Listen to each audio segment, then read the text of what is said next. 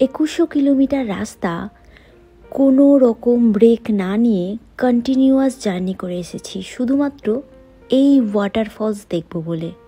2 রাত 2 দিন বিরামহীন train journey, ঘুমে জর্জরিত চোখ, ক্লান্ত শরীরে যখন যোগ ওয়াটারফলসের সামনে এসে দাঁড়ালাম, মুহূর্তের মধ্যে সব ক্লান্তি দূর হয়ে গেল। যেমন করে মেঘের চাদর সরে গিয়ে ওয়াটারফলসটাকে এখন স্পষ্ট দেখা যাচ্ছে, এটা দেখে যে অনুভূতিটা হলো তা ভাষায় প্রকাশ করতে পারবো না। শুধু এটুকু বলতে পারি যে জীবনে যা চেয়েছি পেয়েছি তার থেকে অনেক বেশি।